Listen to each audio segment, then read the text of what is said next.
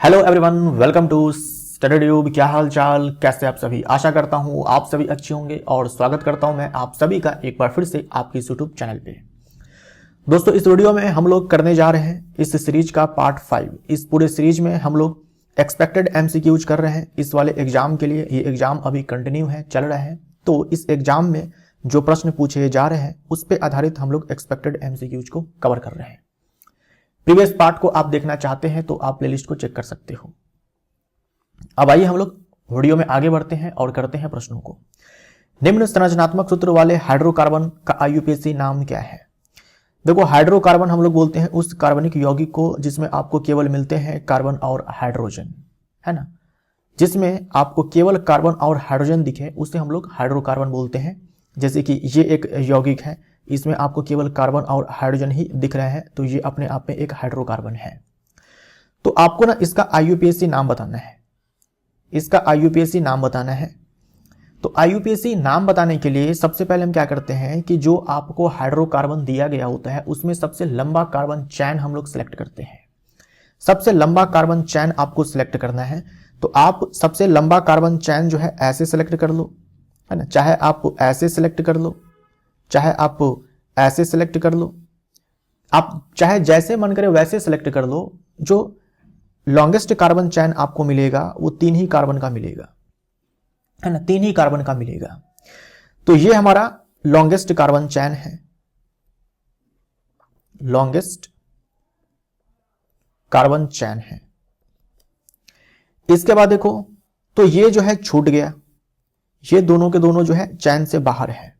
ये चैन से बाहर है, ये चैन से बाहर है। जो बाहर रहते हैं उसे हम लोग सब्स्टिट्यूएंट्स बोलते हैं, ठीक। तो यहां पर सीन कुछ ऐसा बना कि लॉन्गेस्ट कार्बन चैन है हमारा CH3 का, जिसमें कि 3 कार्बन है और ये दोनों के दोनों सब्स्टिट्यूएंट्स हैं। ये जो CH3 होता है, ये जो CH3 होता है इसे हम लोग मिथाइल बोलते हैं। इसे हम लोग मिथाइल बोलते हैं। 3 कार्बन के लिए हम लोग जानते हैं, अगर मान लीजिए लॉन्गेस्ट कार्बन चैन है, जो मेन कार्बन चैन है उसमें अगर 3 कार्बन आता है तो 3 कार्बन के लिए, 1 कार्बन के लिए मेथ, 2 कार्बन के लिए प्रॉप और 3 कार्बन के लिए मेथ एथ, 2 कार्बन के लिए एथ और 3 कार्बन के लिए प्रॉप आता है। और कार्बन कार्बन के बीच में अगर सिंगल बॉन्ड हो तो नाम के अंत में जो है एन आता है ना। एन लगाते हैं हम लोग। तो सबसे पहले हम लोग क्या करते हैं कि नंबरिंग करते हैं। नंबरिंग उस हिसाब से करते हैं कि जो ये हमारे सब्स्टिट्यूएंट्स होते हैं ये नजदीक पड़े। तो इस वाले केस में अगर आप इधर से नंबरिंग करो, नंबरिंग कहाँ, जो लॉन्गेस्ट कार्बन चैन है ना उस कार्बन चैन में नंबरिंग करना है। 1 2 3। आप इधर से नंबरिंग करो 1 2 3। दोनों ही केस में जो है ये जो सब्स्टिट्यूएंट्स हैं ये नंबर पोजीशन कौन से पोजीशन पे है, दूसरे पोजीशन पर है। दोनों के दोनों 2 सब्स्टिट्यूएंट्स हैं और दोनों के दोनों जो है पोजीशन 2 पर ही है, चाहे आप इधर से नंबरिंग करो चाहे आप इधर से नंबरिंग करो। तो हम क्या करते हैं, सबसे पहले सब्स्टिट्यूएंट्स का नाम लिखते हैं विथ पोजीशन, पोजीशन के साथ। तो हमारे केस में दोनों के दोनों सब्स्टिट्यूएंट्स तो मिथाइल ही हैं और दोनों के दोनों सेम ही कार्बन पर है, सेम ही पोजीशन पर है। तो हम सबसे पहले क्या करेंगे, सब्स्टिट्यूएंट का नाम लिखेंगे विथ पोजीशन। तो सब्स्टिट्यूएंट है दूसरे पोजीशन पर, तो पहले का पोजीशन लिख लिया 2, दूसरे का पोजीशन लिख लिया 2 2 2, फिर डैश देंगे। दोनों के दोनों मिथाइल है, 2 मिथाइल है तो डाइमिथाइल बोलेंगे, डाइमिथाइल। उसके बाद जो हमारा लॉन्गेस्ट कार्बन चैन है, जो पेरेंट कार्बन चैन है, इसका नाम लिखेंगे। तो इसमें देखो 1 2 3, 3 कार्बन है। 3 कार्बन के लिए प्रॉप लिखेंगे। कार्बन कार्बन के बीच में केवल सिंगल बॉन्ड है तो लास्ट में हम लोग एन लगा देंगे। 2 डाइमिथाइल प्रोपेन, ये इसका आईयूपीएसी नाम है, 2 डाइमिथाइल प्रोपेन। बी हमारा राइट आंसर हो जाएगा, ठीक। एक और आपको ये यौगिक दिया गया है, ये भी हाइड्रोकार्बन है, इसका भी आईयूपीएसी नाम बताना है। अब ये जो दिया गया है यहां पर आप क्या समझ रहे हो, क्या दिया हुआ है। क्या आपको ये लग रहा है कि ये है CH3 CH3 CH2 CH3, ये जो CH3 है इसको मैंने यहां पर लिखा है। क्या आप इसे ऐसा समझ रहे हो तो ये गलत हो जाएगा। कार्बन की वैलेंसी 4 होती है, कार्बन की वैलेंसी 4 होती है। जब भी 4 से ज्यादा वैलेंसी आपको दिख जाए तो समझना कि वो गलत है। अब ये वाला जो कार्बन है इसमें देखो क्या है, कार्बन की 3 वैलेंसी पूरी हो रही है इस 3 हाइड्रोजन से, इसके अलावा ये चौथी ये पांचवी, तो 5 वैलेंसी है, यानी कार्बन कुछ ऐसा बॉन्ड बना रहा है। 3 हाइड्रोजन है, 3 हाइड्रोजन, और इधर कार्बन कार्बन, देखो 1 2 3 4 5, ये नहीं हो सकता है। कार्बन की वैलेंसी 4 होती है, कार्बन मैक्सिमम 4 ही सिंगल बॉन्ड बना सकता है। इसका मतलब ये हुआ कि यहां पर जो दिया हुआ है ये कुछ ऐसा सीन नहीं बन रहा है, कुछ और ही है, कुछ और ही है। तो हम क्या करते हैं कि इसको मिटाते हैं। यहां देखो CH3 CH CH3 CH2 CH3। अब देखो यहां पर ये कार्बन की 3 वैलेंसी हाइड्रोजन के साथ और एक कार्बन के साथ 4 वैलेंसी। ये जो कार्बन है इसकी 3 वैलेंसी पूरी हो रही है, 3 कार्बन के साथ और एक हाइड्रोजन के साथ 4 वैलेंसी। यहां पर जो कार्बन है 2 वैलेंसी कार्बन के साथ और 2 हाइड्रोजन के साथ। यहां पर जो कार्बन है इसकी 3 वैलेंसी हाइड्रोजन के साथ और एक कार्बन के साथ। अब कार्बन जो है सब जो है अपनी वैलेंसी जो है अच्छे से कंप्लीट जो है कर रहे हैं सारे के सारे कार्बन। यहां पर 3 हाइड्रोजन है तो 3 वैलेंसी, यानी कि 3 हाइड्रोजन है और एक इधर कार्बन है। ये एक्चुअल में है, ठीक। अब आपको क्या करना है, सबसे पहले IUPAC नाम लिखने के लिए सबसे आपको लंबा चैन चुनना है। अब लंबा चैन जो है आप ऐसे चुन लो, ठीक। तो 1 2 3 4 कार्बन आपको मिलेगा। आप ऐसे चुन लो तो भी आपको 4 ही कार्बन मिलेगा। सबसे मैक्सिमम आप कितना चैन लंबा चैन चुन सकते हो, ये आपको मेनली ध्यान में रखना होता है। तो ये मैंने एक लॉन्गेस्ट चैन सेलेक्ट कर लिया, यही आपको मिलेगा। 4 ही कार्बन का सबसे लंबा चैन आपको मिलेगा। अब आपको नंबरिंग जो है करना है, नंबरिंग करना है। तो नंबरिंग देखो आप ऐसे भी कर सकते हो 1 2 3 4, चाहे तो आप इधर से कर सकते हो 1 2 3 4। आपको कौन सा नंबरिंग सेलेक्ट करना है, जिधर से ये जो छूट गया बाहर में सब्स्टिट्यूएंट हम जिसे बोलते हैं, ये जो छूट गया बाहर में ये किधर से नजदीक पड़ रहा है। इधर से करते हो तो दूसरे नंबर पे ये आता है, इधर से करते हो तो तीसरे नंबर पर आता है। तो जिधर से नजदीक पड़े उधर वाले को हम लोग चुन लेंगे। सबसे पहले हम लोग किसका नाम लिखेंगे, ये जो लटक रहा है जो बाहर में है, चैन से बाहर है, इसे हम लोग सब्स्टिट्यूएंट बोलते हैं। इसका नाम लिखना है विथ पोजीशन। कौन से पोजीशन पे है, दूसरे पोजीशन पे है, तो 2, ठीक। इसका नाम क्या होता है, अभी बताया मैंने आपको, मिथाइल। तो 2 मिथाइल। अब लिखेंगे जो पेरेंट कार्बन चैन है उसका नाम। तो 1 2 3 4, 4 कार्बन के लिए हम लोग ब्यूट लिखते हैं, तो लिख दिया ब्यूट। और क्योंकि कार्बन कार्बन के बीच में केवल सिंगल बॉन्ड है तो हम लगाएंगे एन। 2 मिथाइल ब्यूटेन इसका नाम हो गया, 2 मिथाइल ब्यूटेन। सी हमारा राइट आंसर हो जाएगा। जब प्रकाश को एक प्रिज्म से गुजारा जाता है तो प्रकाश का अपवर्तन कितनी बार होता है।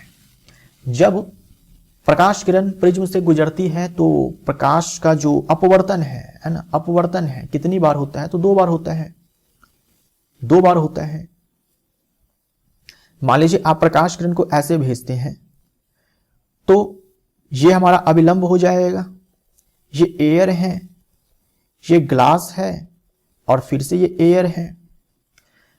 2 माध्यम में जब भी एक हवा हो, वायु हो, तो वायु हमारा विरल माध्यम है और जो भी दूसरा माध्यम हो सघन माध्यम हो जाएगा। तो जब वो विरल माध्यम से सघन माध्यम में प्रकाश किरण जाती है तो अभिलंब की ओर झुक जाती है। तो ये अभिलंब रहा, इसकी ओर जो है प्रकाश किरण ऐसे झुक जाएगी, ठीक। नहीं तो ऐसे चली जाती, सीधे ऐसे निकल जाती, लेकिन झुक गई। अब देखो यहां पर प्रकाश किरण जो है ग्लास से बाहर निकलने वाली है, तो कांच से वायु में, ये कांच सघन माध्यम और ये विरल माध्यम।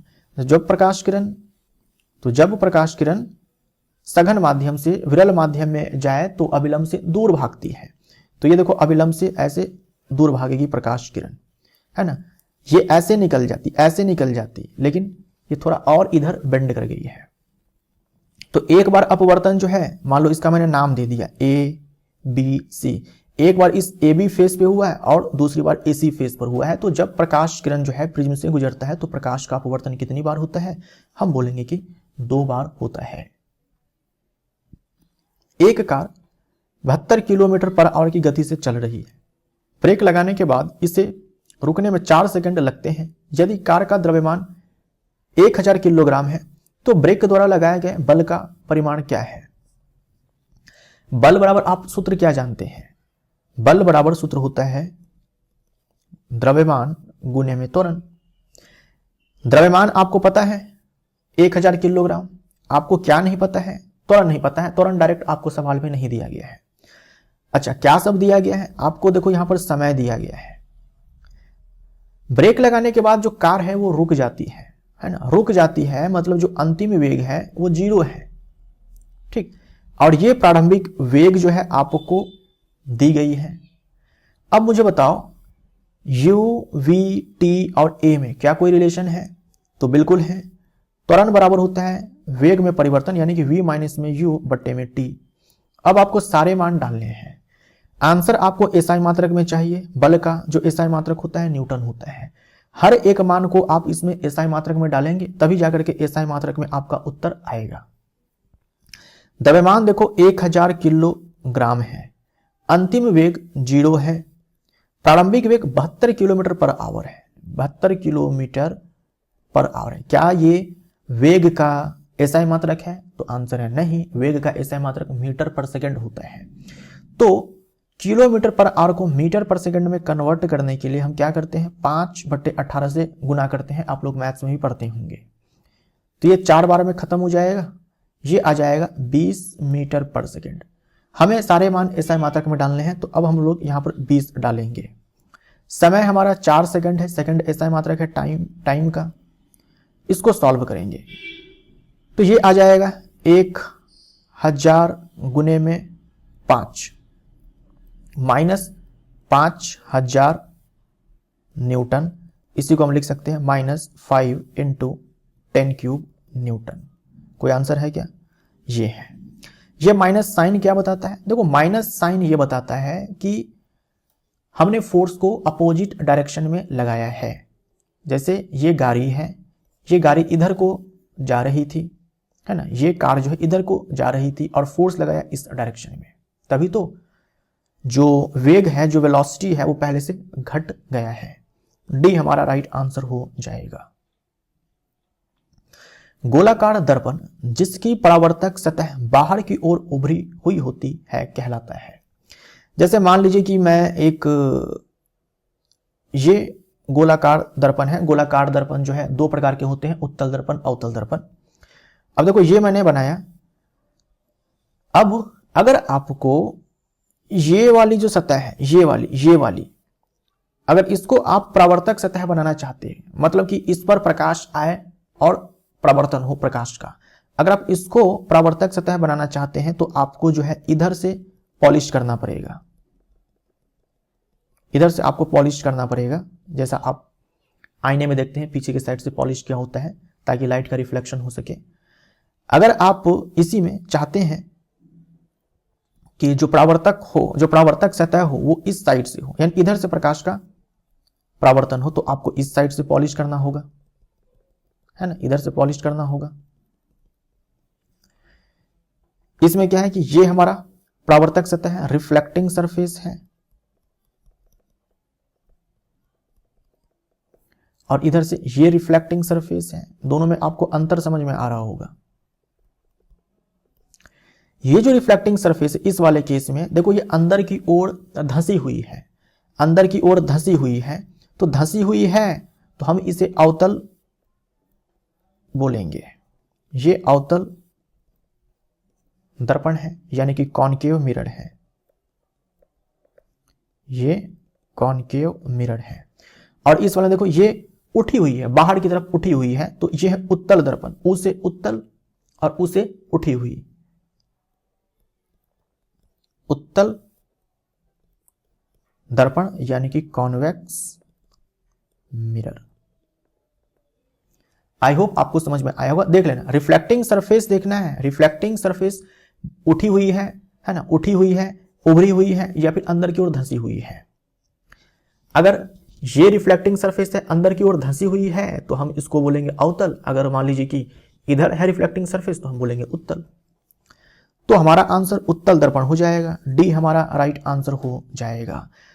तो ये जो आपके अवतल दर्पण होते हैं, उत्तल दर्पण होते हैं, जो इनका रिफ्लेक्टिंग सरफेस कर्व्ड होता है ना, कर्व्ड होता है। रिफ्लेक्टिंग सरफेस कैसा होता है? कर्व्ड होता है। और एक समतल दर्पण होता है, मतलब एकदम से प्लेन फ्लैट, कोई कर्व आपको नहीं दिखेगा, ऐसे कोई कर्व आपको नहीं दिखेगा, एकदम से फ्लैट सीधा। इसमें आप किधर से भी कर दो, एक तरफ पॉलिश, दूसरा जो दूसरी सतह होगी वो रिफ्लेक्टिंग हो जाएगी। डी हमारा राइट आंसर हो जाएगा। ये प्लेन मिरर होता है, ये प्लेन मिरर होता है, यानी कि समतल दर्पण। निम्न कार्बन यौगिकों को उनके क्वथनांक के बढ़ते क्रम में व्यवस्थित कीजिए। क्वथनांक यानी कि बॉइलिंग पॉइंट के इंक्रीजिंग ऑर्डर में आपको इसको चुनना है, सही कौन है।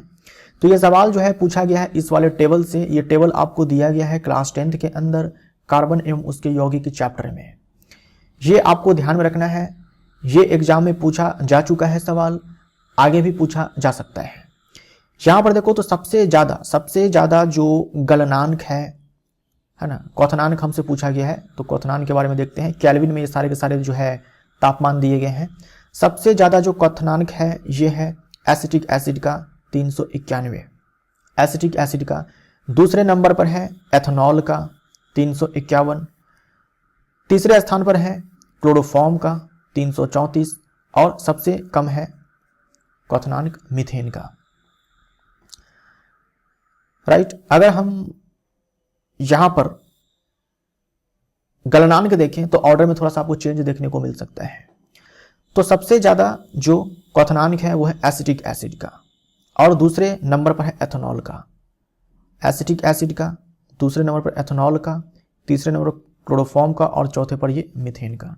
ये आपको ध्यान में रखना पड़ेगा। तो एसिटिक एसिड का सबसे ज्यादा है, उससे कम है एथेनॉल का, तब क्लोरोफॉर्म का और सबसे कम मीथेन का। डी हमारा राइट आंसर हो जाएगा।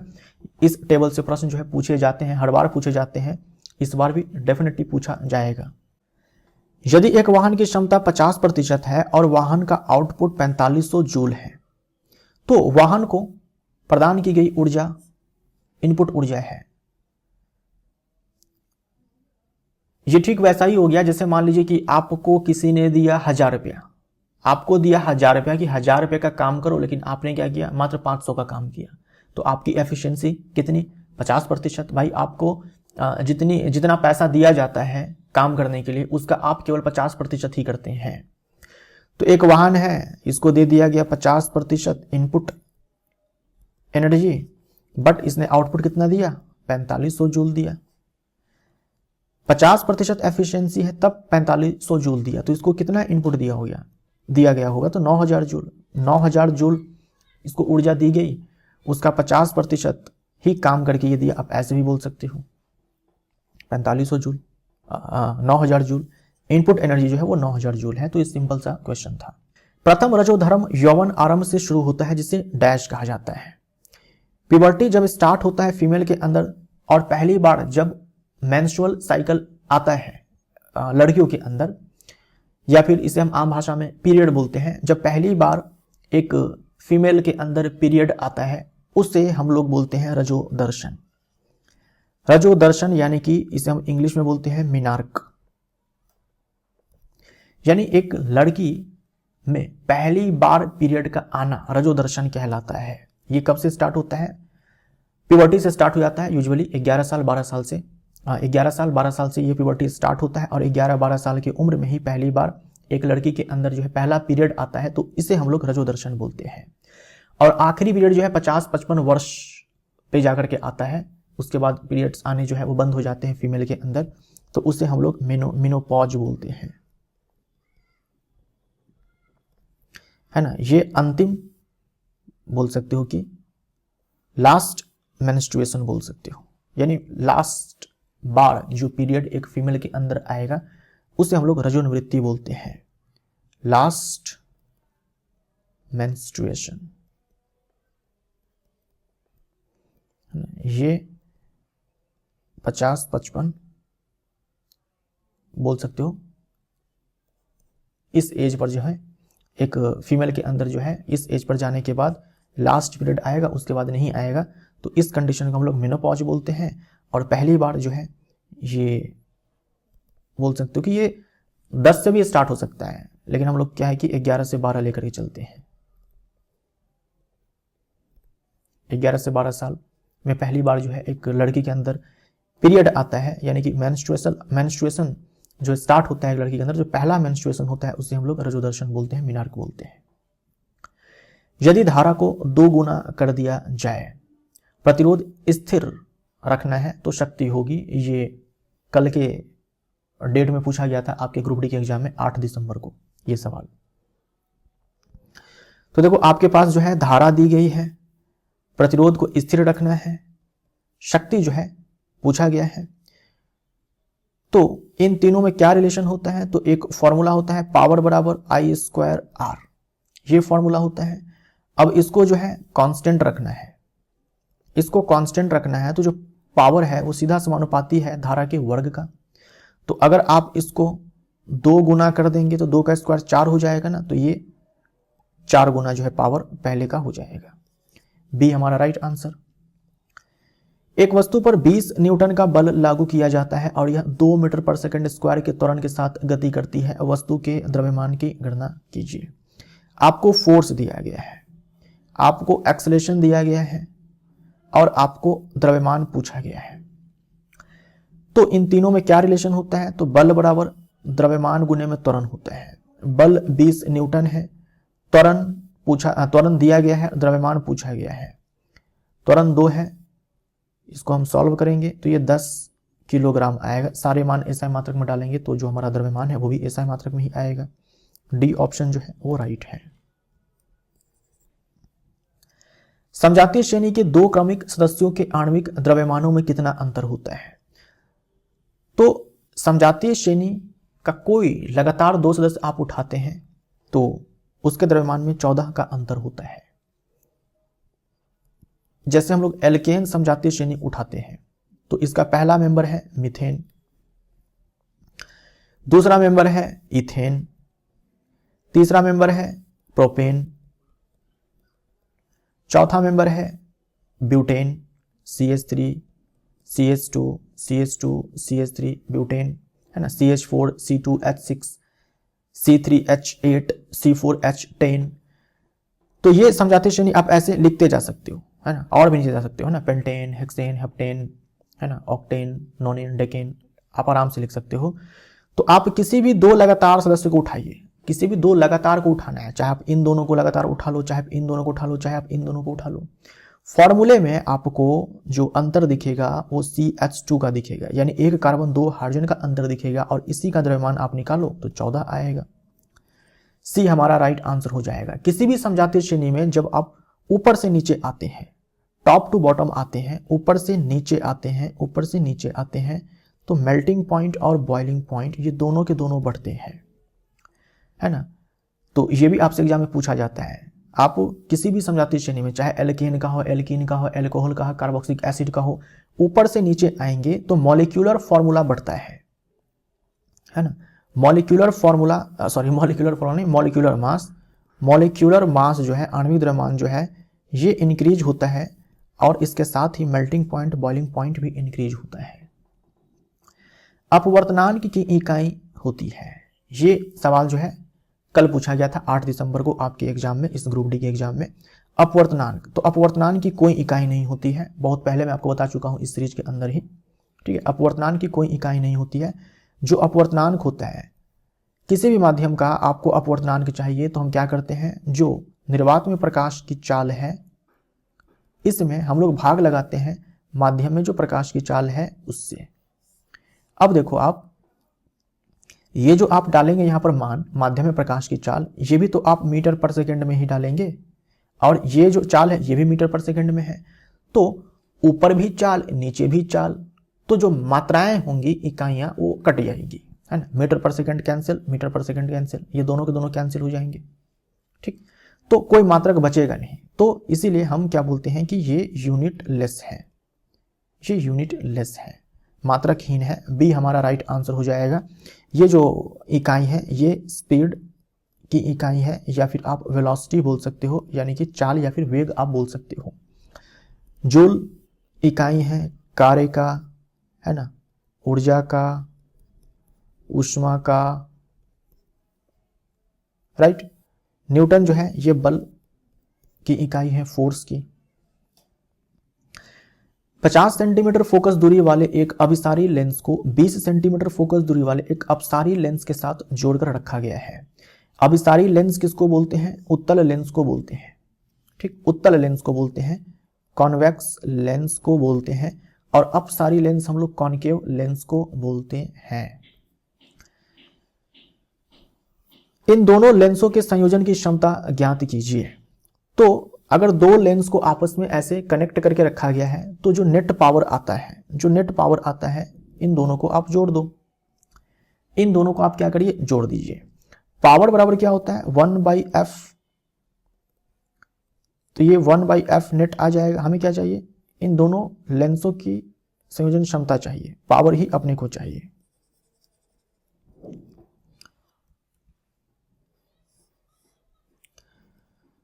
तो नेट पावर निकालते हैं। P1 कितना हो जाएगा, ये अभिसारी लेंस है, अभिसारी लेंस जिसकी फोकस दूरी 50 सेंटीमीटर है और उत्तल लेंस की फोकस दूरी हम लोग धनात्मक लेते हैं। तो पावर बराबर हो जाएगा 100/f। ये फॉर्मूला होता है हमारा। अगर मान लीजिए कि सेंटीमीटर में आपको जो है ये फोकस दूरी दी गई होती है तो 100 में 50 हो जाएगा, प्लस 50 हो जाएगा। तो ये 2 डायोप्टर प्लस साइन के साथ। P2 कितना हो जाएगा, फिर से वापस से हम लोग यही वाला फॉर्मूला लगाएंगे। तो 100 में ये अपसारी लेंस है, 20 सेंटीमीटर फोकस दूरी है तो -20 करेंगे क्योंकि ये उत्तल लेंस है। उत्तल लेंस की फोकस दूरी जो है ऋणात्मक होती है। तो ये -5 डायोप्टर आ जाएगा और ये हमारा प्लस में है। तो चिन्ह के साथ हम लोग क्या करेंगे, वैल्यू को पुट करेंगे। 2 डायोप्टर प्लस -5 डायोप्टर चिन्ह के साथ हम लोग डालते हैं तो -3 डायोप्टर हमारा आंसर हो जाएगा। ए हमारा राइट आंसर हो जाएगा। दी गई अभिक्रिया में ऑक्सीकरण होने वाले पदार्थ का चयन कीजिए। यहां पर देखो तो पहले ये आयरन अकेला था, अब इसमें ऑक्सीजन आकर के जुड़ा है। तो जब ऑक्सीजन को ग्रहण किया जाता है, ऑक्सीजन को गेन किया जाता है तो हम बोलते हैं कि ऑक्सीकरण हुआ है। तो आयरन का क्या हुआ, ऑक्सीकरण हुआ है। ठीक,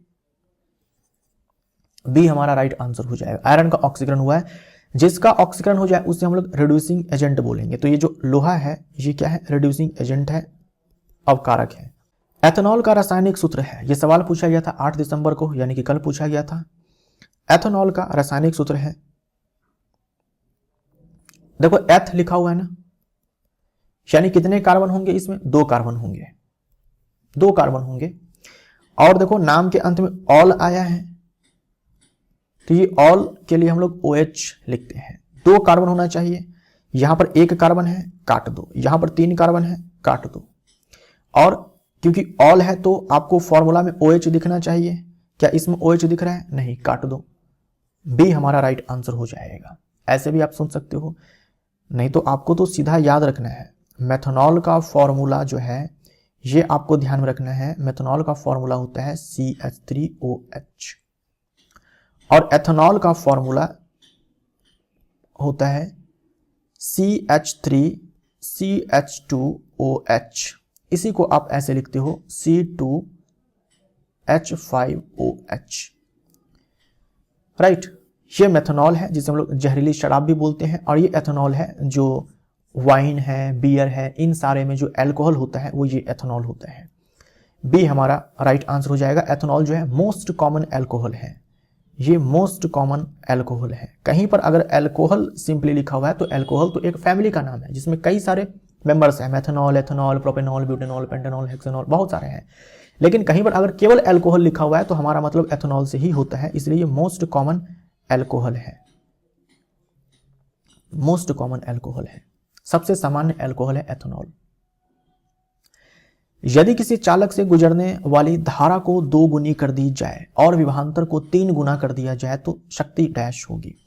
देखो पावर बराबर सूत्र होता है V इंटू में I बराबर V² डिवाइडेड बाई R बराबर I² इंटू में R।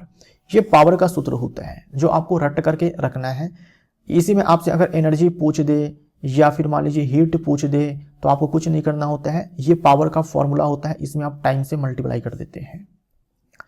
अब देखो आपसे क्या सब कहा गया, चालक से गुजरने वाली धारा यानी कि I को 2 गुनी कर दी जाए और विभवांतर यानी कि V, तो विभवांतर को 3 गुना कर दिया जाए तो शक्ति यानी कि P। तो PVI में क्या रिलेशन होता है तो आपको यहां पर दिख रहा है, P बराबर V इंटू में I। कहा गया है कि धारा को डबल कर देना है। तो धारा को अगर आप डबल करोगे तो पावर पहले का डबल हो जाएगा। धारा को अगर आप यहां पर डबल करोगे और विभवांतर को 3 गुना, विभवांतर को आपने पहले से 3 गुना कर दिया और धारा को आपने पहले से 2 गुना कर दिया, तो ये 6 इंटू में वी आई हो जाएगा। ये पी था, मान लो ये पी डैश है, तो ये हमारा क्या हो जाएगा, ये पी हो जाएगा, 6p हो जाएगा। इतना करना नहीं है, ठीक है, इतना करना नहीं है। मान लो पावर पहले पी था, अब धारा को डबल किया जाएगा तो सीधा संबंध है, 2 गुना हो जाएगा पावर, और विभवांतर को 3 गुना किया जाएगा तो इसके कारण 3 गुना हो जाएगा, तो 6 गुना। डी हमारा राइट आंसर हो जाएगा। मेंडल के प्रयोग में जब F1 पीढ़ी के पौधे 100 परागित थे तो जीन प्रारूपी अनुपात क्या था? मेंडल ने क्या किया था कि एक लंबा पादप लिया, शुद्ध लंबा पादप, और एक बौना पादप लिया। यानी कि ये जो पादप है ये कैपिटल टी वाला था और ये स्मॉल टी वाला था। इनके बीच में जो है पर परागण कराया गया, इनके बीच में पर परागण कराया गया। तो देखा गया कि F1 पीढ़ी में सारे के सारे पादप जो है वो लंबे हैं। ये F1 पीढ़ी के पादप आए, F1 पीढ़ी के, ये जनक हो गए, ये जनक हो गए। ये लंबा है, ये बौना है ना, कैपिटल टी यानी कि लंबा, स्मॉल टी यानी कि बौना। सारे के सारे जो है पादप वो लंबे आए, टॉल आए। ठीक, यहां लिख देता हूं मैं टॉल, और ये हो जाएगा ड्वार्फ। सारे के सारे पादप लंबे आए, लेकिन इसका जीनोटाइप क्या था, कैपिटल टी स्मॉल टी था। यहां जो है कैपिटल टी है, यहां पर कैपिटल टी स्मॉल टी। फिर क्या हुआ, इसमें हुआ 100 परागण, है ना, यानी कि एक ही प्लांट है, उसमें जो फूल है उसमें मादा भाग भी है, मादा जनन अंग भी है, नर जनन अंग भी, उन्हीं में परागण करा गया। एक ही प्लांट के अंदर जो है निषेचन हो गया। तो यहां हुआ फिर 100 परागण। ठीक, 100 परागण हुआ जो यहां पर लिखा हुआ है। तो देखो इनको मिलते हैं, जैसे एक प्लांट के अंदर जो है 100 परागण कराया गया, तो इनको देखो क्या सब मिलता है कि 4 लंबे पादप मिलते हैं और एक बौना पादप मिलता है। ये F2 पीढ़ी के पादप कहे गए, F2 पीढ़ी के, जिसमें एक शुद्ध रूप से लंबा था जैसा कि ये जनक है। उसके बाद 2 जो है ये मिश्रित लंबा बोल सकते हो, या शुद्ध लंबा नहीं था ये, क्योंकि इसका जीनोटाइप ये है। शुद्ध लंबा का मतलब दोनों के दोनों जीन्स एक जैसे होने चाहिए। यहाँ देखो कैपिटल टी दोनों एक जैसे हैं ना, यहाँ कैपिटल टी स्मॉल टी है, लेकिन है ये लंबा। और एक मिला इस वाले जनक के जैसा, स्मॉल टी। तो ये रहा टॉल, ये रहा टॉल, ये रहा टॉल, और ये रहा ड्वार्फ, है ना, यानी कि बौना। तो आपसे पूछा जाता है कि ये जो F2 पीढ़ी, देखो F1 पीढ़ी में तो सारे के सारे लंबे थे और सबका जीनोटाइप एक जैसा, capital T small T. F2 पीढ़ी में आपसे पहला तो पूछा जाता है कि फिनोटाइप, भाई देखने में कैसा लग रहा है उसके हिसाब से आप रेशियो बताओ। तो 3 लंबा है, टॉल और ड्वार्फ का रेशियो आपको यहां पर बता देना है, 3 लंबा है और 1 बौना है। उसके बाद जीनोटाइप, जीन का कॉम्बिनेशन बता दो, जीन के कॉम्बिनेशन का रेशियो बता दो। तो रेशियो आप बताएंगे किस हिसाब से, देखो कैपिटल टी स्मॉल टी का, तो एक कैपिटल टी वाला है, 2 कैपिटल टी स्मॉल टी वाला है और एक स्मॉल टी वाला है। तो ये जीनोटाइप का रेशियो है। तो सवाल आपसे ये पूछा गया है कि F1 पीढ़ी के ये जो पौधे थे, जब इनका 100 परागण कराया गया तो जीन प्रारूपी अनुपात यानी कि जीनोटाइप, जीन प्रारूपी अनुपात यानी कि जीनोटाइप का रेशियो क्या आया, तो 1:2:1। सी हमारा राइट आंसर हो जाएगा। कौन सा स्राव सीधे रक्त में मिलकर शरीर के विभिन्न भागों में पहुंचता है, ये भी जो है पूछा गया था 8 दिसंबर को आपके रेलवे के एग्जाम में। तो कौन सा सिक्रीशन होता है जो हमारे ब्लड में छोड़ दिया जाता है, तो यह है हार्मोन। देखो जो आपके एंडोक्राइन ग्लैंड्स होते हैं, जो अंतःस्रावी ग्रंथियां होती हैं, इसके सिक्रीशन को हम लोग हार्मोन बोलते हैं। तो ये ग्लैंड्स कहीं और होते हैं और ये हार्मोन जाकर के अपना काम कहीं और करते हैं, है ना। ग्रंथि कहीं और है, ग्रंथि के हार्मोन को जो है कहीं और जाकर के काम करना है, तो ये कैसे हो पाता है। ग्लैंड्स जो है अपने हार्मोन को अपने हार्मोन को ब्लड में छोड़ देता है। ठीक, जो ग्लैंड्स होते हैं अपने हार्मोन को ब्लड में वो छोड़ देते हैं और ब्लड के थ्रू, ब्लड के साथ बह करके ये हार्मोन जो है वहां पर जाते हैं जहां पर इस हार्मोन को काम करना है। ठीक, तो सिक्रीशन कहीं और से होता है, एक्शन जाकर के कहीं और करता है, और जहां पर एक्शन करना है वहां पर ये हार्मोन्स पहुंचते हैं ब्लड के थ्रू। बी हमारा राइट आंसर हो जाएगा। ये पित्तरस कौन बनाता है? बाइल जूस हम जिसे बोलते हैं। ये पित्त रस बनाने का काम लीवर करता है। और जठर रस यानी कि गैस्ट्रिक जूस, गैस्ट्रिक जूस जो कि हमारे आमाशय में सिक्रेट होता है, इसका पीएच जो है आप ध्यान में रखिए, गैस्ट्रिक जूस का पीएच जो है 1.2 जो है आप ध्यान में रखेंगे। धारावाही चालक के चारों ओर चुंबकीय क्षेत्र डैश दूरी में वृद्धि के साथ बढ़ता है, दूरी में वृद्धि के साथ घटता है, दूरी में किसी भी परिवर्तन से अप्रभावित रहता है, दूरी में वृद्धि के साथ स्थिर रहता है। देखो सीधी सी बात है, मान लीजिए ये एक तार है और इससे धारा प्रवाहित हो रही है, करंट जो है फ्लो कर रहा है, तो इस तार के आसपास चुंबकीय क्षेत्र ज्यादा बनेगा ना। जैसे हम तार से दूर जाएंगे चुंबकीय क्षेत्र जो है वो घटता चला जाएगा। हम तार से जितना दूर जाएंगे चुंबकीय क्षेत्र उतना ही घटता जाएगा। तार के आसपास वाले रीजन में चुंबकीय क्षेत्र का मान ज्यादा होगा, तो दूरी में वृद्धि के साथ घटता है।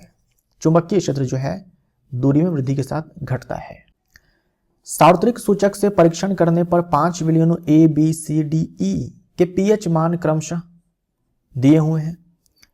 इन विलयनों में H+ आयन सांद्रता के बढ़ते क्रम में पीएच मान बताइए। देखो जो पीएच मान होता है और जो H+ आयन की सांद्रता होती है इनमें उल्टा रिलेशन होता है। तो हमें जो है H+ आयन सांद्रता का बढ़ता हुआ क्रम चाहिए, तो हमें पीएच मान का घटता क्रम लिख देना है। अगर इसका बढ़ता क्रम चाहिए तो इसका हम क्या लिखेंगे? घटता क्रम लिखेंगे। तो पीएच को हम लोग क्या करते हैं कि डिक्रीजिंग ऑर्डर में लिख देते हैं। तो सबसे ज्यादा पीएच मान किसका है? ये ए का है, ये बी का है, ये सी का है, ये डी का है, ये ई का है। तो सबसे ज्यादा पीएच मान जो है हमें घटते क्रम में चाहिए। सबसे ज्यादा पीएच मान जो है वो सी का है और उससे कम जो है ई का है, इससे कम डी का है, इसके बाद ए का है और इसके बाद बी का है। ये पीएच मान जो है क्या लिख दिया मैंने? घटते क्रम में चाहिए। ई के बाद डी का है और उसके बाद ए का है और सबसे कम जो है बी का है। ये पीएच मान घटते क्रम में है, तो H+ आयन की सांद्रता, ठीक उल्टा आप ऑर्डर बना दो। पीएच मान जो है सबसे ज्यादा जो है हमें बढ़ते क्रम में चाहिए, तो पीएच मान जिसका सबसे ज्यादा हो जाएगा H+ आयन की सांद्रता सबसे कम। तो ठीक साइन जो है उलट देना है, ऑर्डर हमारा रहेगा, साइन जो है यहां पर उलट दो। जिसका पीएच मान सबसे कम H+ आयन की सांद्रता उसमें सबसे ज्यादा, जिसका पीएच मान सबसे ज्यादा H+ आयन की सांद्रता सबसे कम। तो CEDAB, CEDAB बी ऑप्शन जो है हमारा सही हो जाएगा। शेविंग मिरर में प्रतिबिंब कैसा बनता है? शेविंग मिरर के रूप में हम लोग इस्तेमाल करते हैं अवतल दर्पण का, और शेविंग मिरर जब आप इस्तेमाल करते हैं तो आपका चेहरा सीधा ही दिखता है ना, उल्टा थोड़ी दिखता है, सीधा दिखता है और बड़ा दिखता है। बी हमारा राइट आंसर हो जाएगा। अवतल दर्पण के उपयोग के ऊपर जो है ये सवाल आपसे पूछा गया था कल के डेट में 8 दिसंबर को। अवतल दर्पण का उपयोग जो है टॉर्च सर्च लाइट में किया जाता है, टॉर्च में, सर्च लाइट में, वाहन के अग्रदीप हेडलाइट्स में किया जाता है, शेविंग मिरर के रूप में किया जाता है चेहरे का बड़ा प्रतिबिंब देखने के लिए, और चेहरा जो है आपको सीधा दिखाई पड़ता है। डेंटिस्ट जो है इस्तेमाल करते हैं दांत का बड़ा प्रतिबिंब देखने के लिए, और सौर भट्टियों में जो है सूर्य के प्रकाश को एक जगह पर केंद्रित करने के लिए भी बड़े अवतल दर्पणों का उपयोग किया जाता है। ये सारे उपयोग है अवतल दर्पण के। किसी वस्तु को एक 9 सेंटीमीटर फोकस दूरी वाले उत्तल दर्पण के सामने 18 सेंटीमीटर की दूरी पर रखा गया है। इसका प्रतिबिंब डैश सेंटीमीटर की दूरी पर बनेगा। अब देखो ये उत्तल दर्पण है। उत्तल दर्पण के केस में जो परावर्तक सतह होती है वो उठी हुई होती है, तो ये परावर्तक सतह है, ये इसका मुख्य फोकस हो जाएगा, ये वक्रता केंद्र है। वस्तु को जो है इधर की ओर डाला जाएगा, तो वस्तु को कहा गया है कि 18 सेंटीमीटर की दूरी पर डाला गया है। ये जो मुख्य फोकस है 9 सेंटीमीटर की दूरी पर है। अब देखो उत्तल दर्पण के केस में अगर आप वस्तु को अनंत पर डालते हो, इन्फिनिटी पर डालते हो, बहुत दूर डालते हो, दर्पण से जो है बहुत दूर डालते हो, मतलब इन्फिनिटी पर डालते हो, तो उसका प्रतिबिंब जो है मुख्य फोकस पर बनेगा। अगर आप इस ध्रुव और अनंत के बीच में कहीं पर भी डालोगे तो निश्चित है कि जो प्रतिबिंब है वो मुख्य फोकस के भीतर बनेगा, यानी इसी बीच में बनेगा, इसी बीच में बनेगा। समझे आप? उत्तल दर्पण के केस में दो ही जगह पर प्रतिबिंब बनता है, दो ही जगह पर, या तो बनेगा मुख्य फोकस पर या फिर बनेगा पोल और मुख्य फोकस के बीच में। मुख्य फोकस पर कब बनेगा? जब वस्तु जो है अनंत पर हो, और पोल और फोकस के बीच में कब बनेगा? जब वस्तु अनंत और इस ध्रुव के बीच में कहीं पर भी हो। यानी जो प्रतिबिंब दूरी है निश्चित ही 9 सेंटीमीटर से कम है, क्योंकि हमें मालूम है कि जो वस्तु है वो अनंत पर नहीं है, 18 सेंटीमीटर की दूरी पर है, यानी कि अनंत और ध्रुव के बीच में है 18 सेंटीमीटर की दूरी पर, तो फोकस के भीतर ही प्रतिबिंब बनने वाला है, तो जो प्रतिबिंब दूरी आएगी वो 9 सेंटीमीटर से कम आएगी। अब देखो 9 सेंटीमीटर से कम ऑप्शन जो है वो केवल डी में है, तो ये हमारा राइट आंसर हो जाएगा। धावन सोडा की प्रकृति कैसी होती है? धावन सोडा की प्रकृति कैसी होती है? धावन सोडा Na2CO3.10H2O, और एक होता है baking soda NaHCO3, sodium carbonate decahydrate, sodium bicarbonate, ये दोनों के दोनों जो होते हैं ये बेसिक नेचर के होते हैं, ये दोनों के दोनों जो है बेसिक सॉल्ट्स हैं, तो हम बोलेंगे क्षारीय। डी हमारा राइट आंसर हो जाएगा। जूल ऊष्मा का नियम दर्शाता है कि ऊष्मा उत्पन्न होती है, ये 8 दिसंबर को पूछा गया था, है ना, यानी कल के डेट में। तो पहले भी मैं आपको बता चुका हूं इस सीरीज के अंदर, ये फॉर्मूला होता है जूल के तापीय नियम या फिर जूल के ऊष्मीय नियम का। I² RT, धारा का स्क्वायर गुने में प्रतिरोध गुने में समय, बी हमारा राइट आंसर हो जाएगा। L लंबाई और A अनुप्रस्थ काट के क्षेत्रफल वाले एक तार का प्रतिरोध 4 ओम है। समान पदार्थ से निर्मित समान लंबाई L और 4A अनुप्रस्थ काट के क्षेत्रफल वाले तार का प्रतिरोध होगा। देखो, एक मान लीजिए कि ये तार है, ये एक तार था जिसकी लंबाई L थी और अनुप्रस्थ काट का क्षेत्रफल, यानी ये अगर ये तार है, इसको हम अगर काटते हैं तो जो उसका जो ये वाला पार्ट जो आएगा इसका एरिया, ये A है। मान लीजिए ये तार जो है अपने आप में कॉपर का, अपने मन से कोई भी पदार्थ मान सकते हो, तो मैंने मान लिया कि ये कॉपर वायर है ना, ये कॉपर वायर है, ये कॉपर वायर है।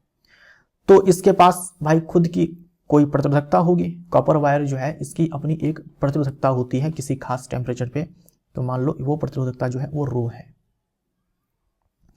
और जो इसका प्रतिरोध है, ये जो प्रतिरोध है ये आपको दिया हुआ है कि ये 0.4 ओम है। अब आपसे कहा जा रहा है कि हम कॉपर वायर ही लाते हैं, समान पदार्थ से निर्मित, मतलब मटेरियल जो है चेंज नहीं हुआ है, हम कॉपर वायर ही लाते हैं और लंबाई भी हम सेम ही रखेंगे, लेकिन जो अनुप्रस्थ काट का क्षेत्रफल है इसको हम 4 गुना कर देंगे, इसको हम 4 गुना कर देंगे। क्या चेंज हो गया? लंबाई को सेम रखा गया, अभी भी कॉपर वायर है तो ये रो जो है नहीं बदलेगा, बस ये जो A है इसको 4A कर दिया गया है। अब बताइए कि जो प्रतिरोध है, मान लो नया प्रतिरोध R' हो जाएगा, ये कितना हो जाएगा? तो भाई कितना हो जाएगा? देखो, ये फॉर्मूला होता है, इस वाले फॉर्मूले को देखते हुए आंसर कर दीजिए। पहले इसका प्रतिरोध 4 ओम था, देखो लंबाई को तो चेंज किया नहीं, लंबाई को तो चेंज किया नहीं, ये तो सेम ही है, दोनों के दोनों केस में कॉपर वायर है, ये भी कॉपर वायर है, ये भी कॉपर वायर ही है। तो इसके कारण और इसके कारण रेजिस्टेंस में कोई चेंज नहीं आएगा। अब रही बात अनुप्रस्थ काट का क्षेत्रफल, इसको 4 गुना कर दिया गया है और इसके साथ उल्टा संबंध है, अगर इसको बढ़ाओगे तो ये कम हो जाएगा, ठीक। तो अगर इसको 4 गुना कर दिया गया है तो इसके कारण प्रतिरोध कम हो जाएगा, कितने से? 4 गुना से कम हो जाएगा, यानी ये 1/4 हो जाएगा। तो ये हमारा जो है R' निकल करके आ जाएगा, कितना हो जाएगा? 0.1 ओम। ए हमारा राइट आंसर हो जाएगा। तो जब एग्जाम में सवाल आया तो इतना करना नहीं है आपको, ये तो मैंने आपको बस समझाया है। आप देखेंगे कि भाई पहले प्रतिरोध कितना था, लंबाई के साथ कोई छेड़खानी नहीं किया गया है, अनुप्रस्थ काट का क्षेत्रफल 4 गुना कर दिया है, तो इसके कारण प्रतिरोध जो है 1/4 हो जाएगा, है ना। बाकी तार जो है वो सेम ही है, सेम पदार्थ का है, तो 1 ओम हो गया। कुछ ही सेकंड में जो है आप आंसर करेंगे ऐसे सवालों का। जीवों का निम्न में से कौन सा समूह अन्य पौधों एवं जीवों को मारे बिना उनसे पोषण प्राप्त करता है? यानी जीव को मारेंगे नहीं, लेकिन उनका खाना जो है चुरा चुरा करके खाएंगे, तो ये काम परजीवी का है। ये काम किसका है? परजीवी का है, यानी कि पैरासाइट का है। पैरासाइट का है। तो जैसे जू, हमारे बालों में जू है ना, पैरासाइट है, एक्टोपैरासाइट है, बाह्य परजीवी है। फीता कृमि जो है ये आमाशय आंत में हो सकता है। जोंक बॉडी के सरफेस पे रहता है, एक्टोपैरासाइट है। बाह्य परजीवी ये आपका अंतः परजीवी हो जाएगा, बॉडी के अंदर रहता है। अमरबेल जो है ये, इसको हम लोग कस्क्यूटा बोलते हैं, इंग्लिश में कस्क्यूटा। ये परजीवी पादप है, पैरासिटिक प्लांट है। तो ए हमारा राइट आंसर हो जाएगा। मानव नर द्वारा उत्पन्न आधे युग्मकों में कौन सा गुणसूत्र उपस्थित होता है? जैसे अगर हम मेल लेते हैं, ह्यूमन मेल लेते हैं, तो जितने भी इनका युग्मक क्या कहलाता है? स्पर्म कहलाता है। जितने भी शुक्राणु ये बनाते हैं उसमें से 50% ऐसे शुक्राणु बनते हैं जिनमें क्रोमोसोम्स होते हैं 22+X, और 50% ऐसे बनते हैं जिसमें क्रोमोसोम होते हैं 22+Y। ठीक, तो 50% ऐसे शुक्राणु बनते हैं जिनमें सेक्स क्रोमोसोम X होता है, और 50% ऐसे बनते हैं जिनमें सेक्स क्रोमोसोम जो है Y होता है। तो 22+X हम बोल सकते हैं, बी हमारा राइट आंसर हो जाएगा, है ना। आधे युग्मकों में, यानी कि 50% में 22+X और 50% में 22+Y। 12 वोल्ट की आपूर्ति से संयुक्त किए जाने पर एक बल्ब 36 वाट की शक्ति व्यय करता है। यदि इसे 6 वोल्ट की आपूर्ति संयोजित किया जाए तो उसके द्वारा उपभोक्त शक्ति कितनी होगी? एक बल्ब है, जब उसको 12 वोल्ट सप्लाई दिया जाता है, मान लो कि 12 वोल्ट की बैटरी से कनेक्ट किया जाता है, तब इतना पावर कंज्यूम करता है। एक बल्ब है, जब इसको 12 वोल्ट सप्लाई पर जोड़ा जाता है तो पावर जो है ये 36 वाट कंज्यूम करता है। कहा जा रहा है जब इसको 6 वोल्ट के बैटरी से मान लो या फिर सप्लाई इसको दिया जाएगा तो कितना पावर कंज्यूम किया जाएगा। तो देखो ऐसे, अच्छा ये जो बल्ब है इसका जो प्रतिरोध है ये तो कांस्टेंट रहने वाला है, चेंज नहीं होगा। तो पावर बराबर V² डिवाइडेड बाई R। अभी मैंने आपको बताया फॉर्मूला, पावर बराबर V इंटू में I बराबर V² डिवाइडेड बाई R बराबर I² इंटू में R। तो आपको ये वाला फॉर्मूला यहाँ पर लगाना है, दूसरा कोई फॉर्मूला आप यहाँ पर नहीं लगाएंगे। ठीक, सीधा ये उठाना है आपको। अब ये जो रेजिस्टेंस है ये बल्ब के लिए यहाँ पर क्या हो जाएगा? कांस्टेंट हो जाएगा। आप बैटरी को भले चेंज करो, आप 12 वोल्ट की बैटरी से कनेक्ट करो, 6 वोल्ट की बैटरी से कनेक्ट करो, है ना, 18 वोल्ट की बैटरी से कनेक्ट करो, बल्ब का रेजिस्टेंस चेंज नहीं होगा। यानी ये रिलेशन आपका निकलेगा। तो आपको ये रिलेशन लगा देना है, P1/P2 बराबर V1/V2 का स्क्वायर। और ये जो सवाल है इसको आप इस सवाल को, इस कॉन्सेप्ट को, इस फॉर्मेट को जो है अच्छे से ध्यान में रखिए। सारे मान को आप यहाँ पर डालिए। पहले पावर आपको 36 वाट दिया गया था, बाद का पावर आपको चाहिए। पहले 12 वोल्ट से कनेक्ट किया गया था, बाद में 6 वोल्ट से कनेक्ट किया गया है। ठीक, 6 वोल्ट से कनेक्ट किया गया है तो 6 दूनी में 12 हो जाएगा। यहां से पावर ये निकल करके आ जाएगा 36/2, 36/2 यानी कि 18 वाट। 36, सॉरी मान मैंने गलत डाल दिया, यहां पर स्क्वायर भी तो है। पावर पहले 36 वाट था, हमें बाद में चाहिए। V1 कितना है? V1 था 12, 12 का स्क्वायर 144 हो जाएगा। चलो 12 गुने में 12 लिख देता हूं। बाद में कितना हो गया? 6 वोल्ट, 6 गुने में 6 हो जाएगा, स्क्वायर लगा हुआ है इसीलिए।